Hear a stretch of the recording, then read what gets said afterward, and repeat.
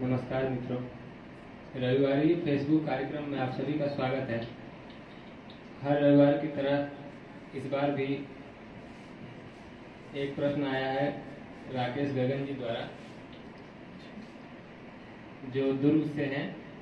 वो पूछते हैं कि वर्णाश्रम व्यवस्था के अंतर्गत गुणों के अनुसार कर्मों का निर्धारण होना चाहिए। मनुष्य को किस कर्म के लिए क्या योग्यता व गुणवत्ता चाहिए एवं इसकी शिक्षा का सिलेबस सनातन धर्म के किस शास्त्र में है। तो गुरुदेव हम सभी के बीच उपस्थित हैं, तो वो अभी हम सभी को इस प्रश्न का आंसर देंगे। गुरुदेव।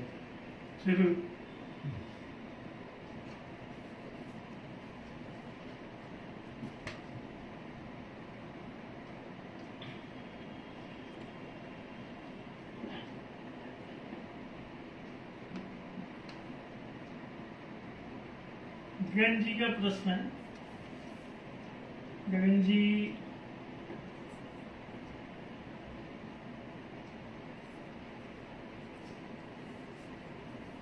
न्याय धर्म सभा के वरिष्ठ कार्यकर्ता हैं। दुर्ग छत्तीसगढ़ में रहते हैं और बहुत दिनों से संगठन के लिए बड़ी ही श्रद्धा और निष्ठापूर्वक कार्यरत हैं। आप सभी जानते हैं कि सनातन धर्म की पुनर्स्थापना के लिए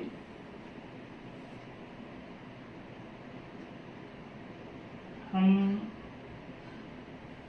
25 सितंबर 1990 से ये कार्यक्रम संचालित कर रहे हैं।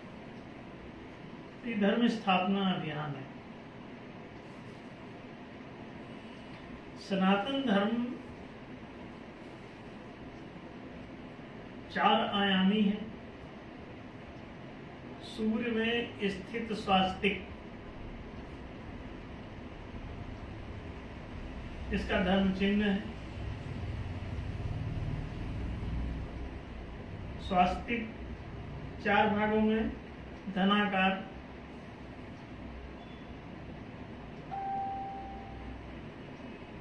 स्थित होता है। उसके 4 भाग का मतलब ये है कि 4 चरणों वाला चतुष्पाद है सनातन धर्म। सत्य, प्रेम, न्याय, पुण्य 4 चरणों में स्थित है। तो ये 4 चरणों वाला है, 4 आयामों वाला है, 4 वर्णों वाला है, 4 आश्रमों वाला है, 4 पुरुषार्थों वाला है। तदनुसार ये 4 वेदों वाला भी है।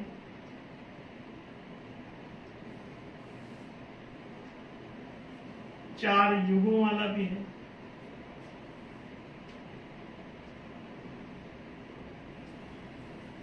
तो जो लोग इसको समझते हैं, इसके चतुष्पाद सकलो धर्म,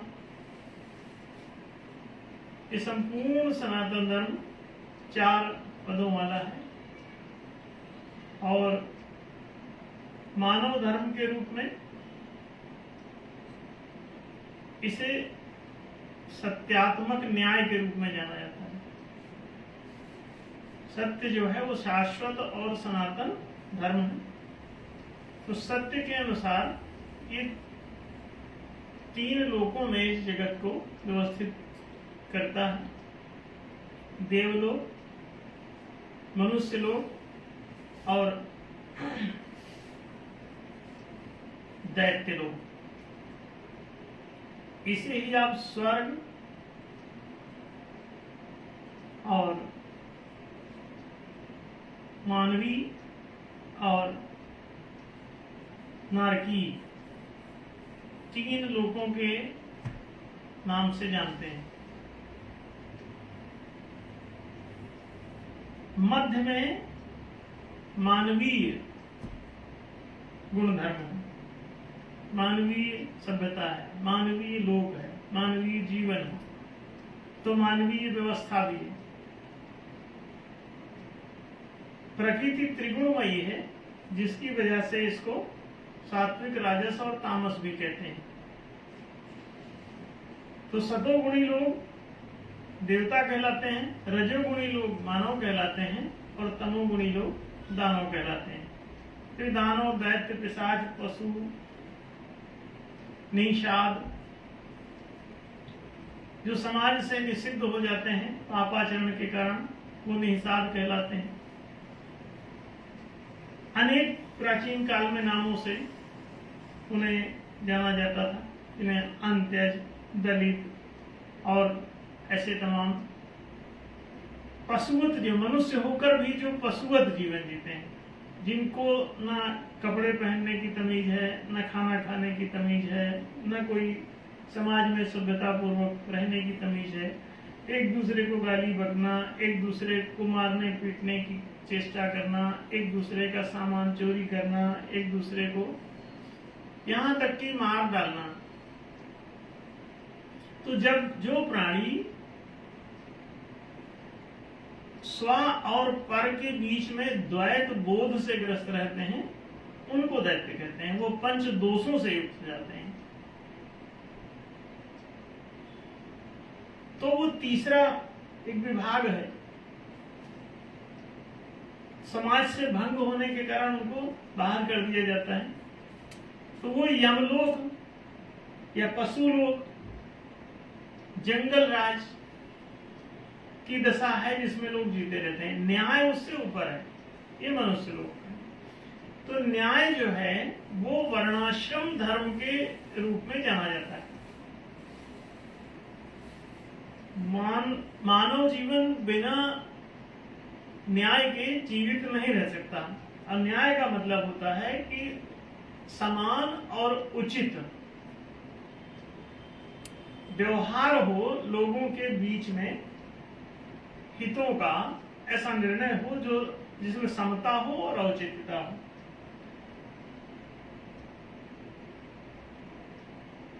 इस समुचित व्यवस्था को वर्णाश्रम व्यवस्था के नाम से जाना जाता है। तो प्रश्न में जो बात पूछी गई है कि वर्णाश्रम व्यवस्था के अंतर्गत गुणों के अनुसार कर्म का निर्धारण होना चाहिए, मनुष्य को किस कर्म के लिए क्या योग्यता व गुणवत्ता चाहिए, एवं इसकी शिक्षा का सिलेबस सनातन धर्म के किस शास्त्र में है। तो ये वर्णाश्रम व्यवस्था मनुष्य को 4 वर्णों में पहले तो व्यवस्थित करती है, क्योंकि मनुष्य के भीतर 4 प्रकार की क्षमताओं का विकास होता है, जिसमें शारीरिक, मानसिक, भावनात्मक और चेतनात्मक। आज के हिसाब से कहें आधुनिक भाषा शैली में तो PQ, IQ, EQ और SQ, physical quotient, intellectual quotient, emotional quotient और स्पिरिचुअल कोशंट। तो ये 4 क्षमताएं आपके भीतर होती हैं। शारीरिक क्षमता में आपके भीतर क्रिया शक्ति का जन्म होता है, शरीर में बल है। तो जो बलवान है, पहलवान टाइप के लोग हैं, वो शारीरिक रूप से सबल माने जाते हैं। उनमें क्रिया शक्ति प्रबल रहती है। क्रिया शक्ति 4 प्रकार के काम करती है, किसी चीज को खींचना, ठेलना, दबाना या उठाना। तो ये 4 प्रकार के बल आप इस दुनिया में लगाते हैं सामान्यतः। तो ये चारों प्रकार की जो क्रिया शक्ति है, बल है, ये जिसमें भी लगती है कि वो कोई चीज उठा सकता है, दबा सकता है, खींच सकता है, ठेल सकता है। तो इन चारों कामों से ही सभी श्रम होते हैं।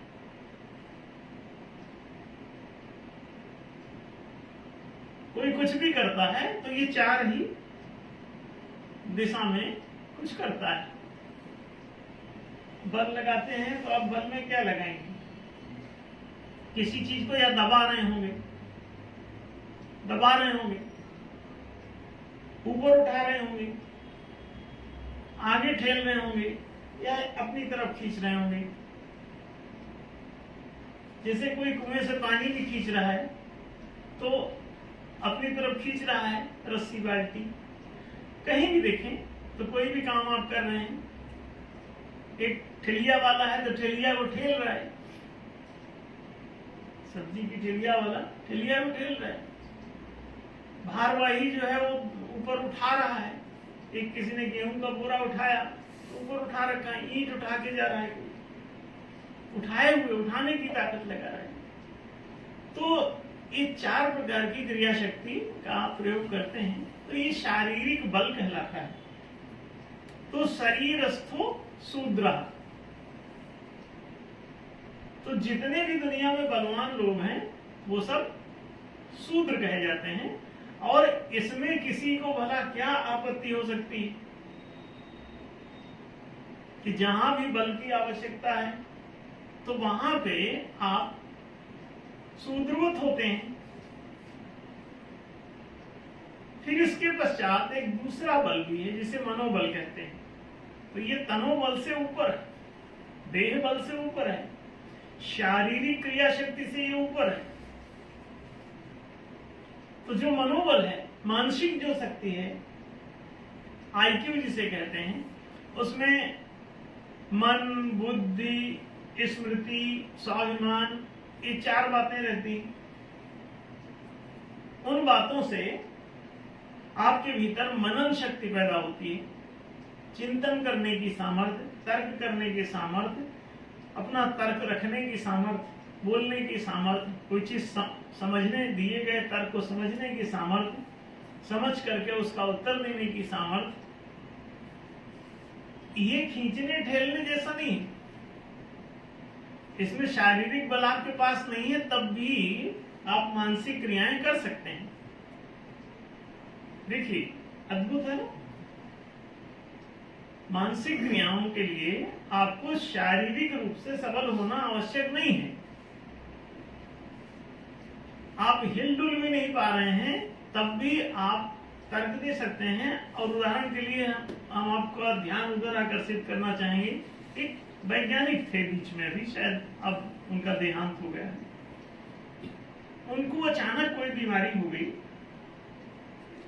तो उनकी केवल एक उंगली हिलती थी, पूरा शरीर निष्क्रिय था, लेकिन पूरा जो है मानसिक कृत्य पूरा कर रहे थे। किताबें लिखी उन्होंने उसी अवस्था में। तो प्रोफेसर हाकिंस कुछ नाम था उनका, तो वो शारीरिक रूप से यूं कहें कि लगभग वो डेड थे, एकदम ही निष्क्रिय। 99.99% वो निष्क्रिय थे फिजिकली, लेकिन ब्रेन पूरा चल रहा था, मानसिक कार्य वो किए चले जा रहे थे।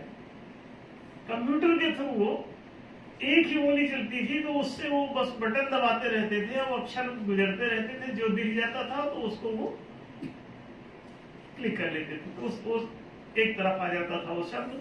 ऐसे शब्द इकट्ठे करते रहते थे तो एक वाक्य बन जाता था। वाक्य बनने के बाद उसको वो बुक में दर्ज कर देते थे अपने जो उनको लिखना है। अब देखो, ये सिर्फ समझने के लिए कि मानसिक सामर्थ्य जो आईक्यू है वो इससे बिल्कुल ही हटके है, कोई दूसरी ही चीज है। तो मनस्थो वैश्य, ये जो मन में स्थित है ये वैश्य है, जो तन में स्थित है वो शूद्र है। शरीरस्थो शूद्र, तो जिसके पास शारीरिक बल है वो शूद्र है, शारीरिक क्रिया शक्ति। और जिसके पास मानसिक तर्क शक्ति है, वाक शक्ति है, वाणी की शक्ति है, तर्क वाणी से देते हैं। तो जिसके अंदर ये बड़ी वाक पटुता है, वाणी से बोलने की बड़ी क्षमता है, वो भी एक सामर्थ्य है विशेष। ये भी एक प्रकार का वर्णक्रम है, वरीयता है, ये पात्रता है, अर्हता है। वाणी के द्वारा बहुत से कर्म संपादित होते हैं, मतलब मनोबुद्धि से बहुत सारे कर्म संपादित होते हैं, उनको ही आदमी करते रह सकता है। तो जितना भी पढ़ना लिखना सब है, बोलना है, एक वकील है, तो वो भावड़े नहीं बांध रहा है, कोई ताकत नहीं लगा रहा है, but he is doing many things. एक क्लेरिकल ट्रेडर का आदमी है, कोई ताकत का काम बहुत नहीं लगा रहा है, वो कंप्यूटर पे काम किए पड़ा है, दूसरे उपकरणों पे बैठ के काम कर रहा है जहां ताकत नहीं लग रही, कागज लिख रहा है, ताकत नहीं लग रही कोई खास, लेकिन वो किए चला। मानसिक सामर्थ्य, एक चिट्ठी लिख रहा है, फाइल लिख रहा है, टाइपिंग कर रहा है, कंप्यूटर चला रहा है, तो उसको ये सब काम के लिए मानसिक शक्ति चाहिए बस। तो दूसरा योग। तीसरी बात है जो इससे भी ऊपर है, उसे प्राणों की शक्ति कहते हैं, हृदय की शक्ति कहते हैं, प्राण तरंगे, संवेदना है। तो एक संवेदना की सामर्थ्य है, जिसे प्रेम कहते हैं, भाव कहते हैं, श्रद्धा कहते हैं और व्रतशीलता कहते हैं। उसके भीतर साहस होता है, श्रद्धा होती, सद्वृत्ति होती। तो ऐसे संवेदनशील, साहसी, श्रद्धालु और सद्वृत्त लोग, सद्गुणी लोग, बड़े सात्विक प्रवृत्ति के लोग, ये क्षत्रिय कहलाते हैं। इनका हृदय संवेदनशील होता है, सॉफ्ट होता है। अब ये मनोबुद्धि से भी हटके है। एक नर्स का काम, वाक्पटु बिल्कुल नहीं, लेकिन सेवा भावी अगर है तो काम चल जाएगा उसका, वहां सेवाएं ही देगी। आप देखें, डॉक्टर का काम है, कई डॉक्टर तो चुप ही में बैठे रहते हैं और दिन भर काम चल रहा है उनका। वो सेवा भाव अगर तुम्हारे भीतर है तो बड़े मजे से जितनी भी प्रेम पूर्ण सेवाएं हैं वो सब यही व्यक्ति कर सकता है। तो ये छाती वाला है, इसको तार्किकता की जरूरत नहीं रहती। एक ऐसी चीज है जो इन दोनों बातों से ऊपर है, शारीरिक बल से भी ऊपर है और मानसिक बल से भी ऊपर है। तो क्रिया शक्ति और वाक शक्ति दोनों के ऊपर है। ये संवेदना की शक्ति है, ये व्रतशीलता की शक्ति है, श्रद्धालुता की शक्ति है, अनुशासन की शक्ति है।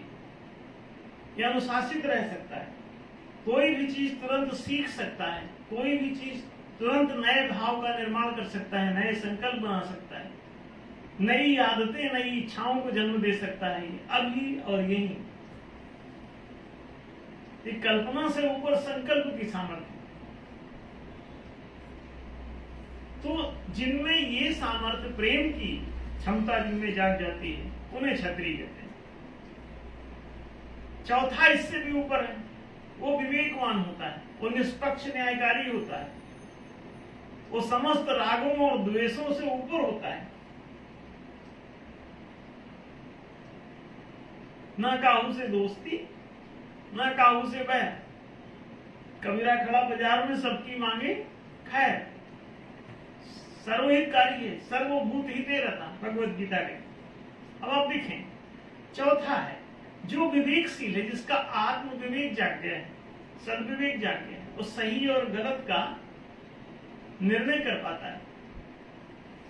तो ऐसा विवेकशील व्यक्ति जिसका 2 + 2 = 4 कैसे होता है, बिल्कुल पाक साफ, अनासक्त रूप से 3 और 5 में नहीं फंस रहा है। जो आम आदमी ये जानता हुआ भी 3 और 4 आंसर दे सकता, 3 और 5 का आंसर दे सकता है, 4 को छोड़ करके।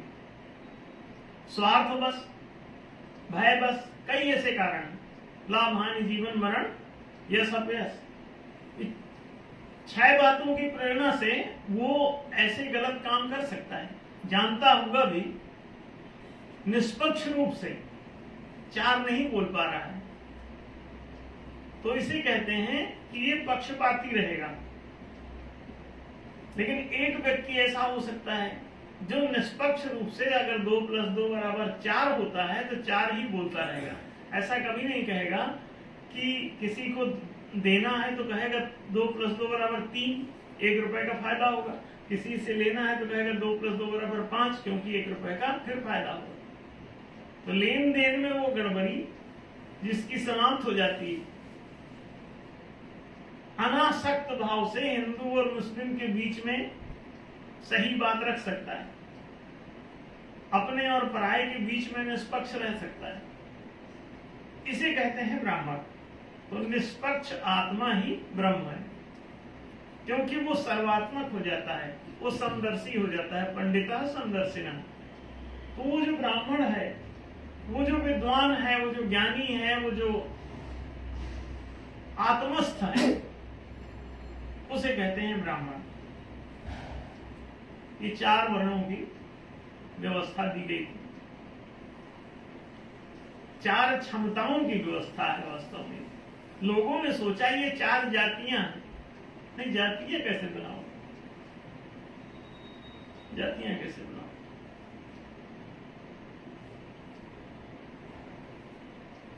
आप किसी भी जाति में जाके देखेंगे तो उसमें हर जाति के ये 4 प्रकार के आदमी मिल सकते हैं। अब 5वां चोरकट भी मिलेगा, 5वां निषादा, निषिद्ध आचरण करने वाला। जो सत्य के अनुकूल नहीं है वो निषिद्ध है, तो वो उसी को कर रहा है, गलत काम कोई। तो जो गलत काम करता रहता है, सही से बचता रहता है, उसे कहते हैं ये अंत्यज है, त्याज्य है, समाज से बहिष्कृत है, समाज से भंग करने योग्य है, समाज से दलन करके इसे बाहर कर दिया जाता है। तो उन्हीं को दलित, भंगी, ऐसे तमाम नामों से जाना जाता था। अंत्यज, अपराधी, वो सब बाहर कर दिए जाते हैं समाज से। आज स्थिति क्या है कि इसकी जातियां बना ली हैं लोगों ने। जाति के अपराध कोई नहीं कर रहा है तो वो भी अपराधी जाति का होता है क्या? जिसके अंदर निष्पक्ष न्यायशीलता नहीं है, वो भी ब्राह्मण से अपने आप को ब्राह्मण जाति का समझे बैठा है और शारीरिक दशा के काम भी नहीं कर पा रहा है, चोरी कर रहा है, बदमाशी कर रहा है। तो वर्ण व्यवस्था वास्तव में जाति व्यवस्था नहीं, जाति व्यवस्था तो जंगल में कायम रहती है।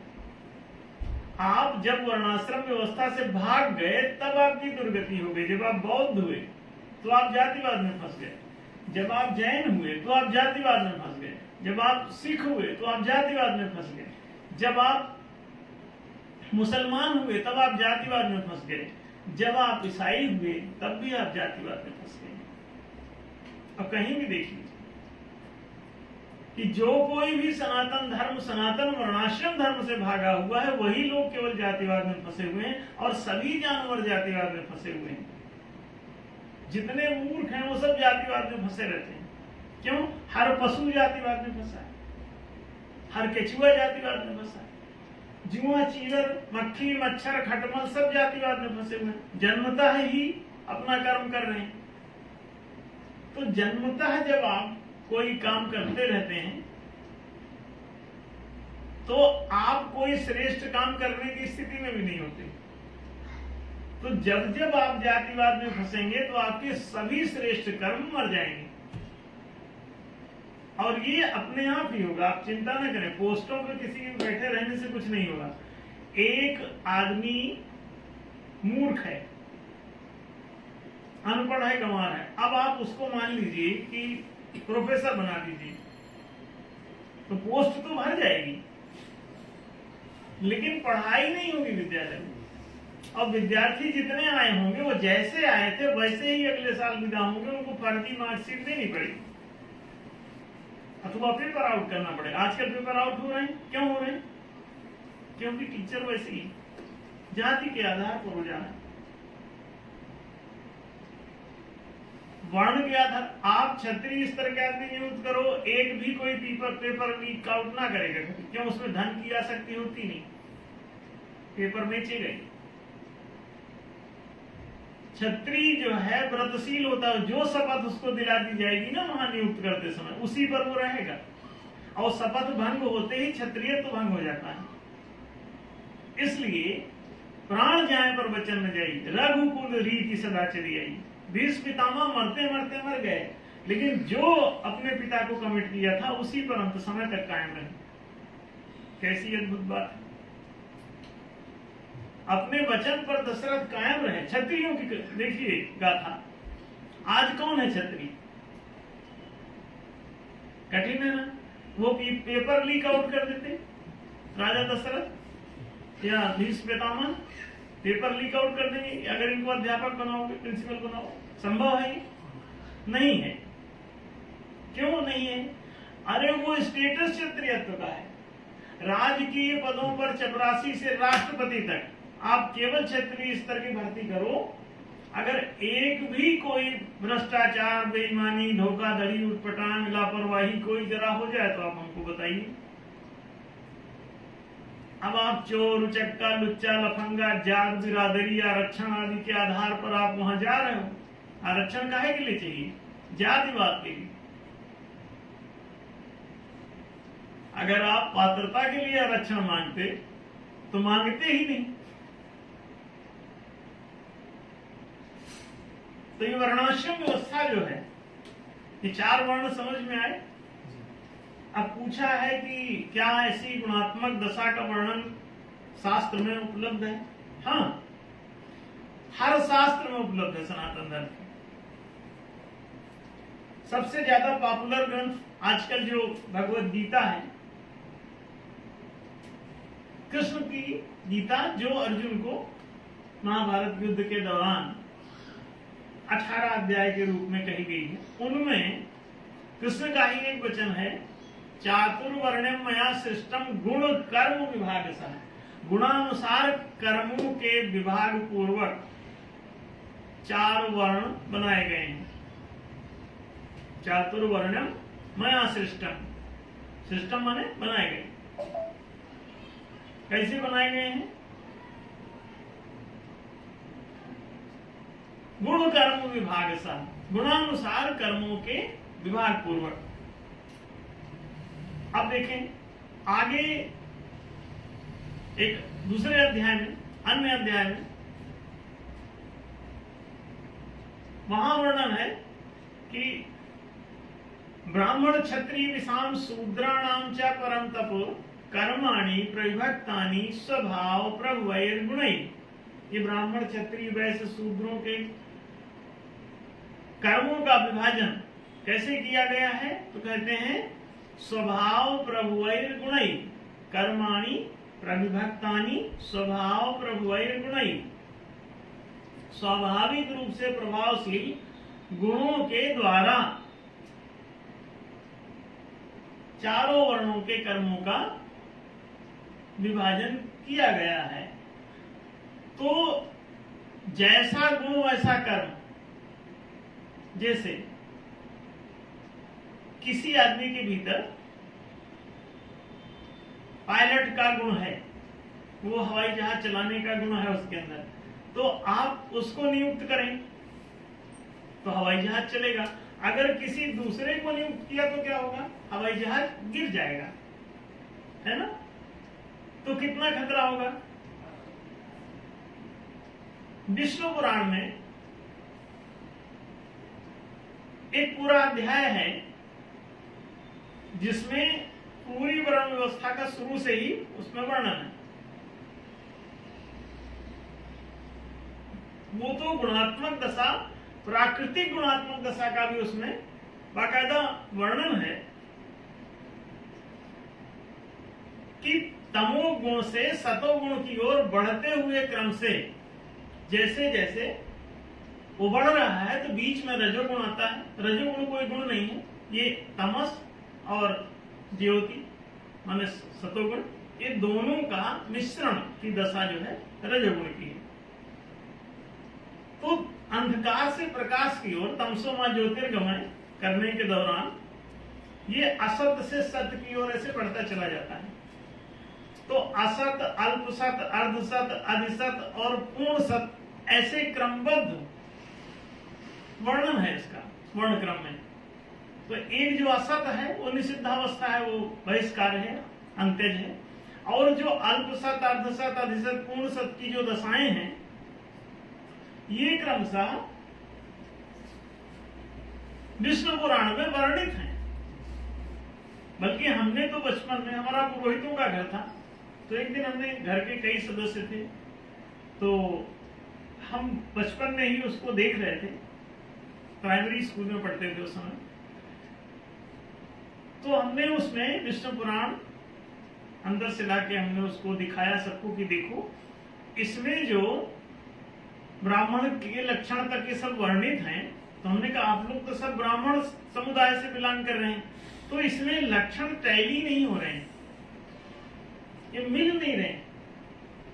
तो सबको हमने खड़ा करके दिखाया, उसको पढ़वा के हमने कहा देखो पढ़ो, अभी भी विष्णु पुराण शाश्वत सनातन है, रखा हुआ पूरे देश में मिले, आप उसको उठा के पढ़ें। उसमें एक चैप्टर है जिसमें इसका पूरा वर्णन है। हमने कहा ये पूर्ण सद की जो ब्राह्मी दशा कही गई है, तो पूर्ण सतोगुण के लक्षण दिख नहीं रहे लोगों में। आप लोग तो जो तामसिक गुणों के लक्षण हैं वो वाले, या रजोगुणात्मक लक्षण हैं, ये पूर्ण सत्व शुद्ध समता विज्ञाना, ये तुलसी ने रामचरितमानस में भी लिखा है। हमने कहा ये सत्व शुद्ध समता विज्ञाना ये कहाँ है? सतो शुद्ध गुण दशा के जो लक्षण है वो लक्षण मिल ही नहीं रहे। तो हमने कहा ये आप लोग एक बार पुनर्विचार कर लें कि ब्राह्मणत्व जो है मुसीबत में है। तो वो लोग नाराज होने लगे कि ये क्या बता रहे हैं। अब हम छोटे थे तो वो तो हमारी मदर ने हमको बचाया।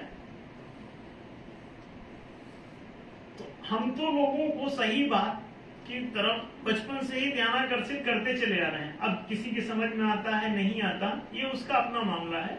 लेकिन अगर कोई बात आपको पता है तो आपको समाज में उसे रखना चाहिए। अपनी जानकारी अपने साथ लेके विदा नहीं होना चाहिए। आप यहाँ दे जाओ, दुनिया में बिखेर जाओ। क्यों? दुनिया को ज्ञान की जरूरत है, और ज्ञान तुम बटोर के कहां भागे जा रहे हो? इसे बिखेर जाओ, बांट दो। तो ज्ञान बांटने की चीज है, समेट के छिपाने की जरूरत। छिपाने पर वो अज्ञान हो जाता है, छिपा दोगे तो अज्ञान हो जाएगा। क्योंकि ज्ञान तो खोलने पर, प्रकाशित होने पर, प्रकट होने पर ही ज्ञान कहलाएगा, नहीं तो कहां ज्ञान? अंधेरे में तो ये कोई चीज तो क्या पता क्या है उसमें? अज्ञान। तो इसलिए ज्ञानात्मकता फैलाओ, बांटो। और बहुत बांटा हमने, आप सब देख ही रहे हैं। साहित्य का तो हमने ऐसा सौंदर्यीकरण कर दिया है, इतना स्वच्छीकरण कर दिया है, इतना पवित्रीकरण कर दिया है कि अब शायद दुनिया में लाखों वर्षों तक लोगों को ठोकर नहीं खानी पड़ेगी। बातें बड़ी स्पष्ट रहेंगी। साहित्य की स्पष्टता ही जगत का उद्धार करती है। आप सभी जानते हैं कि अंधकार है वहां जहां आदित्य नहीं है, और मुर्दा है वह देश जहां साहित्य नहीं है। ये किसी बड़े साहित्यकार ने हिंदी साहित्य के जगत में बड़ा फेमस ये वक्तव्य है, उनका ये पद है। और अब देखिए कितनी बड़ी बात कहता है। मुर्दा है वह देश जहां साहित्य नहीं, जिसका साहित्य मर जाता है। आप समझ लीजिए को पूरा राष्ट्र मर जाता है, पूरा समाज मर जाता है। और अगर पूरी दुनिया का साहित्य मर जाएगा, और साहित्य हमेशा ध्यान रखें, अल्ल बल्ल लिखा हुआ चीज साहित्य नहीं आता। सा धन हित्य है, हित जो आपके हितों के सहित हो, हितों से युक्त हो, तो सा जो है वो उससे युक्तार्थक है। तो जिसमें आपका हित हो वही तो साहित्य होगा। जब हित ही नहीं कर पा रहा है आपका, आपके हितों को जो हानि पहुंचा रहा है, वो साहित्य नहीं हो सकता। तो इसलिए साहित्य का अभाव बहुत खतरनाक है। अब दुनिया में हम लोग ये सब ला रहे हैं। तो ये पूरी जो वर्णाश्रम व्यवस्था है अपने साहित्य में भी उपलब्ध है। जैसा कि गगन जी ने पूछा क्या है सिलेबस इसका सनातन धर्म की किसी बुक में। अब अभी तो हम जो साहित्य दे रहे हैं तो भरा पड़ा है, लेकिन प्राचीन साहित्य में भी इसकी कोई कमी नहीं है। ये उपनिषदों में भी प्रतिपादित है, और बड़े उपनिषदों में, बृहदारण्यक उपनिषद जैसे जगहों पर भी इसका वर्णन है, जहां ये बड़े अच्छे स्पष्ट ढंग से ही लिखा हुआ है। और उसमें तो दैविक प्रतिपादन भी है। कि पूषा ही शूद्र वर्ण है, वसु ही वैश्य वर्ण है, और वरुण ही क्षत्रिय वर्ण है, अग्नि ही ब्राह्मण वर्ण है। ये पूषा क्या है? पूषा जो पोषण करती है सबका, जो प्रवृत्ति, जैसे पृथ्वी भी पूषा है क्योंकि ये सबका भरण पोषण करती है, यही सबको पोषक तत्व अन्न आदि उपलब्ध कराती है।